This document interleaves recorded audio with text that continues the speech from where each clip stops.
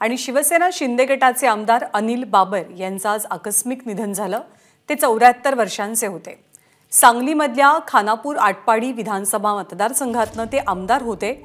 Pneumonia झाल्यामुळे काल दुपारी त्यांना रुग्णालयात दाखल केलं गेलं होतं। उपमुख्यमंत्री देवेंद्र फडणवीस अनिल बाबर यांच्या निधनाबद्दल श्रद्धांजली वाहिलेली आहे। त्यांनी अनिल बाबर यांना आमचे सहकारी आणि मित्र आमदार अनिल बाबरजी यांचं आज अचानक निधन त्या ठिकाणी झालं।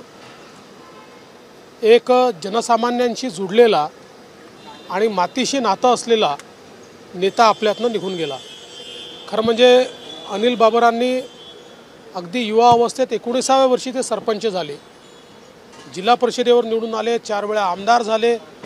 त्यामुळे तळागाळातनं काम सुरू करून आणि तालुक्यातल्या आपल्या मतदारसंघातल्या जनतेचा विश्वास संपादित करत त्यांचं नेतृत्व हे मोठं झालं।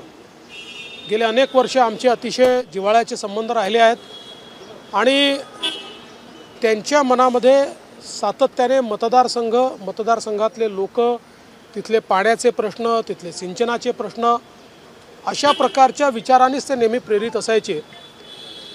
खूप मोठ्या प्रमाणात वेगवेगळी कामं त्या ठिकाणी त्यांनी केली आणि म्हणूनच लोकांचा देखील त्यांच्यावर प्रचंड विश्वास होता।